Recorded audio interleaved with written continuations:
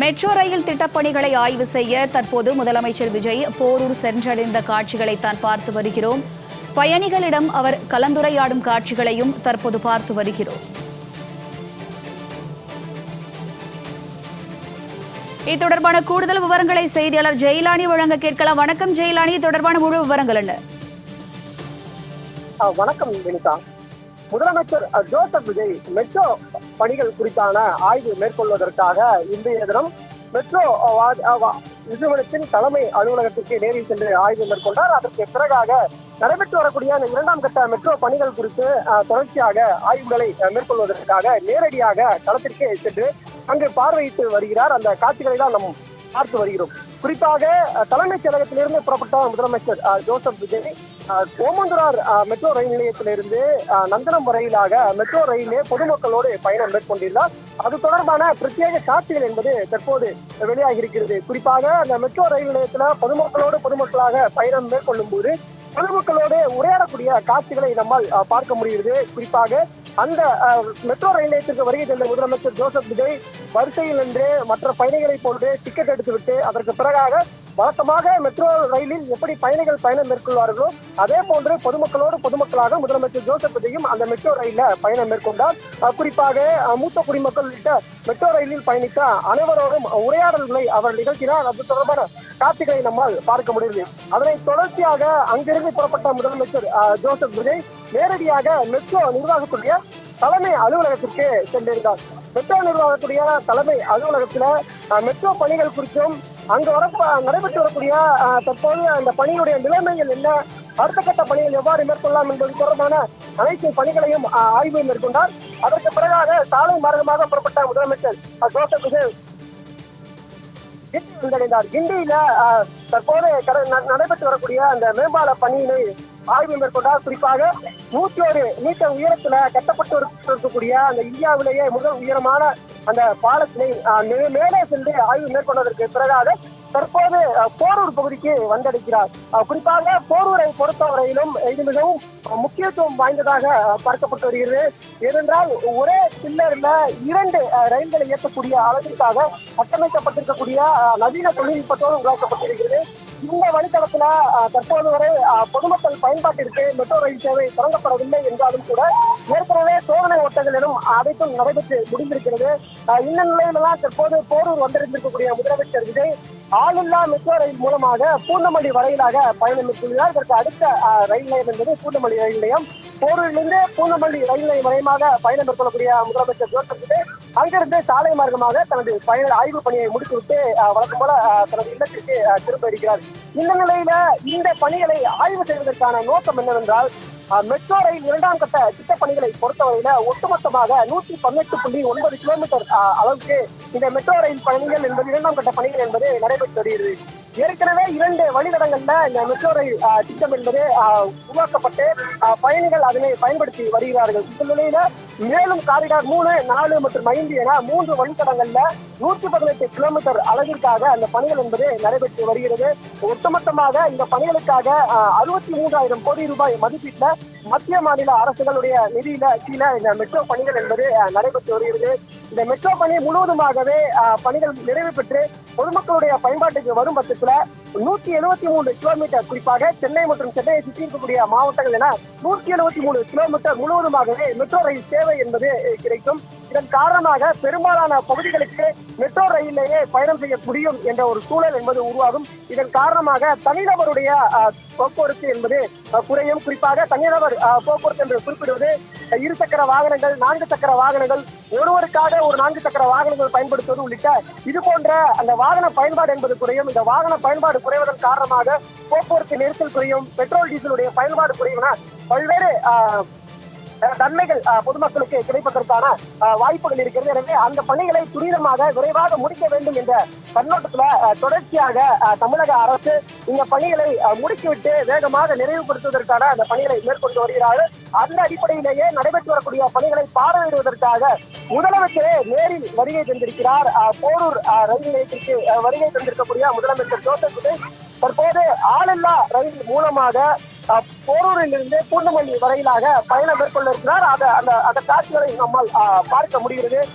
குறிப்பாக தலைமைச் செயலகத்திலிருந்து புறப்பட்ட முதலமைச்சர் ஜோசப் விஜயை தலைமைச் செயலகம், லண்டனம், கிண்டியிலிருந்து போரூர் வரும் வழி மற்றும் போரூரிலிருந்து பூந்தமல்லி ஆகிய அனைத்து சாலைகளிலிருந்து பொதுமக்கள் திரளாக திரண்டு நின்று அவரை பார்ப்பதற்காக காத்திருக்கக்கூடிய காட்சிகளை நம்மால் பார்க்க முடியுது. நீண்ட நேரமாக பொதுமக்கள் காத்திருப்பதை உணர்ந்த முதலமைச்சர் ஜோசப் விஜயும் கூட ஒரு சில பகுதிகளில் பாதுகாப்பு நலன் கருதி கண்ணாடிகளை திறந்துவிட்டு பொதுமக்களுக்கு கையெழுத்துவாறு செல்கிறார். ஒரு சில இடங்கள்ல அவரே நடந்து சென்று பொதுமக்களுக்கு கையெழுத்திப்பது, அவரோடு புகைப்படம் எடுத்துக் கொள்வது உள்ளிட்ட காட்சிகளை நம்ம பார்க்க முடிகிறது. கிண்டி ரயில் நிலையத்தில் வருகை தந்த போதும் கூட குறிப்பாக அந்த பகுதியில் ஏராளமான பொதுமக்கள் திறந்திருந்தார்கள். நந்தனம் தலைமை அலுவலகம் வரும்போது நந்தனம் ரயில் நிலையத்துல, மெட்ரோ ரயில் நிலையத்துல ஏராளமான பயணிகள் பொதுமக்கள் திரண்டிருந்தார்கள். இதே போன்று போரூர் வரும் வழியில டிஎல்எஃப் உள்ளிட்ட ஐடி தொழில்துறை நிறுவனங்கள் இருக்கிறது. அந்த ஐடி தொழில்துறை நிறுவனங்கள்ல பணியாற்றக்கூடிய ஊழியர்கள் 1000க்கும் மேற்பட்டவர்கள் சாலை வந்து முதலமைச்சரை காண்பதற்காக காத்து கொண்டிருந்தனர். அந்த காட்சிகளை பார்க்க முடியும். இப்படி முதலமைச்சருக்கான வரவேற்பு என்பது பொதுமக்கள் மத்தியில அதிகரிக்க காணப்படுகிறது. ஒவ்வொரு நாளும் முதலமைச்சர் ஆய்வுக்கு செல்லும் போதும் ஏராளமான பொதுமக்கள் அங்கே முதலமைச்சரை காண வேண்டும் என்பதற்காக கூறி வருகிறார்கள். எந்தவித அசம்பாவிதங்களும் ஏற்பட்டுவிடக் கூடாது என்பதற்காக காவல்துறையினர் மறுபக்கத்துல பாதுகாப்பு பணிகளை தீவிரப்படுத்தியிருக்கிறார்கள். குறிப்பாக தற்போது போரூர் பகுதியில முதலமைச்சர் ஜோசப் விஜய் பார்வையிட்டு வருகிறார். இந்த போரூர் பகுதியை பொறுத்தவரையிலும் லைட் ஹவுஸ் முதல் பூந்தமல்லி வரையிலாக இந்த வழித்தடம் என்பது வடிவமைக்கப்பட்டிருக்கிறது. குறிப்பாக சொல்ல வேண்டும் என்றால் இந்த வழித்தடத்துல ஒரே பாலத்துல 2 மெட்ரோ ரயில்கள் ஒரே நேரத்துல பயணம் மேற்கொள்ள வகையிலாக சிறப்பான வழித்தடங்கள் என்பது உருவாக்கப்பட்டிருக்குது. குறிப்பாக நாம் பார்க்கும் போது ஏற்கனவே மெட்ரோ ரயில் நிலையங்களும் 2 வழித்தடங்கள்ல 56 கிலோமீட்டர் அளவிற்காக இயக்கப்பட்டு வருகிறது. இந்த நிலையில மேலும் 118 கிலோமீட்டர் அளவிற்காக இந்த மெட்ரோ ரயில் திட்டங்கள் வடிவமைக்கப்பட்டிருந்தாலும் இதில் பல முக்கிய கூறுகள் அமைந்திருக்கிறது. குறிப்பாக 25க்கும் மேற்பட்ட இடங்கள்ல மும்முனை போக்குவரத்தை வடிவமைக்கும் வகையிலான அந்த நிறுத்தங்கள் என்பது வடிவமைக்கப்பட்டிருக்கிறது. அதே போன்று சுரங்கப்பாதைகள் மூலமாக தரைத்தளத்தில், அதாவது குறிப்பாக ரோடுக்கும் கீழே அந்த மெட்ரோ ரயில் இயக்கக்கூடிய பணிகள், குறிப்பாக பொதுமக்களுடைய பயன்பாடு அதிகமாக இருக்கக்கூடிய இடங்கள்ல பூமிக்கு அடியிலேயே இந்த மெட்ரோ ரயிலை செலுத்தக்கூடிய அந்த திட்டம் செயல்படுத்தப்பட்டிருக்கிறது. அதே போன்று ஒரே பாலத்துல 2 அடுக்காக வடிவமைக்கப்பட்டு 2லுமே மெட்ரோ ரயில்கள் பயணிக்கக்கூடிய வகையில இந்த மெட்ரோ ரயில் சேவை என்பதை வடிவமைக்கப்படுகிறது. இப்படி 2ஆம் கட்ட மெட்ரோ ரயில் சேவையை பொறுத்தவரையிலும் சிறப்பம்சங்கள் ஏராளமாக வடிவமைக்கப்பட்டிருக்கிறது. அது தொடர்பான தகவல்களை நாம் தொடர்ச்சியாக பார்த்து வந்திருக்கிறோம். குறிப்பாக தற்போது வடிவமைக்கக்கூடிய இந்த மெட்ரோ ரயில் 2ஆம் கட்ட பணிகளை பொறுத்தவரையில 3 வழித்தடங்கள்ல அமைக்கப்பட்டிருக்கக்கூடிய சூழ்நிலையில மாதாவரம், பெரம்பூர், கீழ்ப்பாக்கம், சேத்துப்பட்டு, நுங்கம்பாக்கம், அடையாறு, திருவான்மையூர், பெருங்குடி, காரப்பாக்கம், நாவலூர் வழியாக கீழ்சேரி வரை செல்வது 4வது வழித்தடமாக இயக்கப்படுகிறது. இந்த 4வது வழித்தடத்தில் ஒட்டுமொத்தமாக 45.8 கிலோமீட்டர் அளவிற்காக 49 நிலையங்கள் என்பது உருவாக்கப்பட்டிருக்கிறது. இதே போன்று 26.1 கிலோமீட்டர் அளவிற்காக 28 நிலையங்கள்ல குறிப்பாக மெரினா, மயிலாப்பூர், கோடம்பாக்கம், போரூர் வழியாக பூந்தமல்லியை இணைக்கிறது. இது வழித்தடம் 5ல மாதாவரம் முதல் கோழியனூர் வரை செல்லக்கூடிய இந்த வழித்தடமாக இருக்கிறது. இதே போன்று மற்றொரு வழித்தடமாக இருக்கக்கூடிய 47 கிலோமீட்டர்ல 51 வழித்தடங்கள்ல மாதாவரம், கொளத்தூர், வில்லிவாக்கம், அண்ணா நகர், வளசரவாக்கம், ஆலம்பாக்கம், பெருங்குடி, சோழநல்லூர் பகுதிகளில் இணைக்கக்கூடிய திட்டம் என்பது இருக்கிறது. எனவே இந்த திட்டங்கள்ல இவ்வளவு சிறப்பம்சங்கள் இருப்பதன் காரணமாக இத்திட்டத்தினை விரைவாக முடித்து மக்கள் பயன்பாட்டிற்கு கொண்டு வர வேண்டும் என்பதற்காக மெட்ரோ நிர்வாகம் பணிகளை துரிதப்படுத்திருக்கக்கூடிய சூழ்நிலையில அந்த பணிகள் குறித்தான ஆய்வு மேற்கொள்வதற்காக முதலமைச்சர் ஜோசப் விஜய் தற்போது நேரில் வருகை தந்து ஆளில்லா மெட்ரோ ரயில்ல தற்போது பூந்தமல்லி வரையிலாக பயணம் மேற்கொண்டிருக்கிறார். அப்படின்னா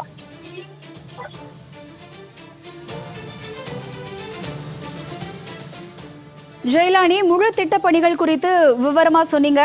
தற்போது முதலமைச்சர் விஜய் போரூர் முதல் பூந்தமல்லி வரை உள்ள பகுதியில் ஆய்வு மேற்கொள்ளக்கூடிய செய்திகளை பார்த்து வருகிறோம். குறிப்பாக அந்த வழித்தடங்கள் என்னென்ன, அது எவ்வளவு தூரம் அமைந்திருக்கிறது, அதன் தனிப்பட்ட மதிப்பீடு என்ன? நிச்சயமாக, அதாவது ஏற்கனவே நாம் முன்பு குறிப்பிட்டிருப்போம், முன்பே பயணம் மேற்கொண்டிருக்கிறோம். Phase 1 மெட்ரோ ரயில் நிலையத்தில் இருக்கக்கூடிய அந்த 56 கிலோமீட்டர் வழித்தடம் என்பது நீலம் மற்றும் பச்சை ஆன 2 வழித்தடங்கள்ல பயணிக்கக்கூடிய இந்த வழித்தடங்கள்ல பொதுமக்களுக்கு மிகவும் பயனளிக்கக்கூடிய வழித்தடமாக இருந்து வருகிறது. இந்த நிலையில 2ஆம் கட்ட மெட்ரோ ரயில் சேவை என்பது 3 வழித்தடங்கள்ல வடிவமைக்கப்பட்டிருக்கிறது. குறிப்பாக இந்த 3 வழித்தடங்கள் இணைப்பதன் மூலமாக பொதுமக்களுக்கு ஒட்டுமொத்தமாக சென்னை மற்றும் சென்னை சுற்றுவட்டக்கூடிய பகுதிகளில் 176 கிலோமீட்டர் அளவிற்காக பொதுமக்கள் இந்த மெட்ரோ ரயிலேயே சேவை மேற்கொள்வதற்கான வாய்ப்புகள் என்பது அமையும். குறிப்பாக கிண்டியிலிருந்து சோழிங்கநல்லூர் ரயிலும் பூந்தமல்லி வரையிலும் பயணம் மேற்கொள்ள வேண்டும் என்றால் வழக்கமாக பேருந்துகளில் பயணம் மேற்கொள்ளும் போது ஏற்கனவே இருக்கக்கூடிய அந்த போக்குவரத்து நெரிசல் காரணமாக 30 to 40 நிமிடங்கள் வரை எடுத்துக்கொள்ளும்.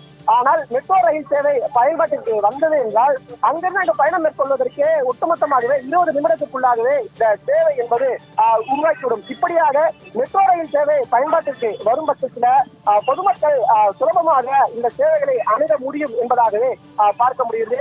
குறிப்பாக தற்போது முதலமைச்சர் விஜய் ஆய்வு மேற்கொள்வதற்கான இந்த காரணமும் இதுதான். இந்த மெட்ரோ ரயில் சேவை என்பது பயன்பாட்டுக்கு வந்துவிட்டால் சென்னையில் இருக்கக்கூடிய பெரும்பாலான போக்குவரத்து நெரிசலை குறைப்பதற்கு ஒரு வாய்ப்பாக அமைந்துவிடும். எனவே இந்த திட்டத்தை விரைவாக துவக்க வேண்டும். கடந்த 4 ஆண்டுகளாக இந்த பணிகள் என்பது நடைபெற்று வருகிறது. எனவே இதனை துரிதப்படுத்த வேண்டும் என்பதற்காகவே தற்போது வந்திருக்கிறார். குறிப்பாக போரூரிலிருந்து பூந்தமல்லி வரையிலாக நடைபெற்று வரக்கூடிய இந்த பணிகள் முழுவதுமாகவே நிறைவு பெற்றிருக்கிறது. ஏற்கனவே சோதனை ஓட்டங்கள் என்பது நிறைவு பெற்றிருக்கிறது. எனவே தற்போது ஆளில்லா அந்த மெட்ரோ ரயில்ல முதலமைச்சர் விஜயை பயணம் மேற்கொள்வது விரைவாகவே இந்த திட்டம் பயன்பாட்டிற்கு பொதுமக்கள் பயன்பாட்டிற்கு திறந்து வைக்கப்படும் என்பதாகவே எதிர்பார்க்கப்படுகிறது. கடந்த ஆண்டே இந்த திட்டம் திறந்து வைக்கப்படும் என எதிர்பார்க்கப்பட்ட சூழ்நிலையில் சில காரணங்களால அதை திறந்து வைக்க முடியாத சூழ்நிலை ஏற்பட்டது. இந்த நிலையில தமிழக வெற்றி கழகம் ஆட்சி பொறுப்பேற்றதற்கு பிறகாக தற்போது அந்த மெட்ரோ பணிகளை விரைவாக முடித்து அதனை மக்கள் பயன்பாட்டிற்கு கொண்டு வர வேண்டும் என்பதாக முனைப்பு காட்டி வருகிறது. அந்த ஒரு பகுதியாகவே தற்போது முதலமைச்சர் ஜோசப் விஜயை நேரில் வருகை தந்து தற்போது போரூர் மற்றும் பூந்தமல்லி வழித்தடத்தில் இருக்கக்கூடிய 2ஆம் கட்ட மெட்ரோ ரயில் சேவை குறித்து தொடர்ச்சியாக ஆய்வுகளை மேற்கொண்டு வருகிறார். அது மட்டுமல்லாமல் இந்த பணிகள் குறித்து அதிகாரிகளிடமும் அடுத்த கட்ட மேற்கொள்ளக்கூடிய பணிகள் குறித்தும் எவ்வளவு சதவீதம் பணிகள் நிறைவு பெற்றிருக்கிறது, எவ்வளவு சதவீதம் பணிகள் இன்னமும் நிறைவு பெறாமல் இருக்கிறது, அவை எப்போது நிறைவு பெறும் என்பது தொடர்பான முழு தகவல்களையும் கேட்டு தெரிந்து கொண்டார் என்பதாக நமக்கு தகவல் கிடைக்கிறது. கூடுதல் விவரங்களுக்கு நன்றி ஜெயலானி.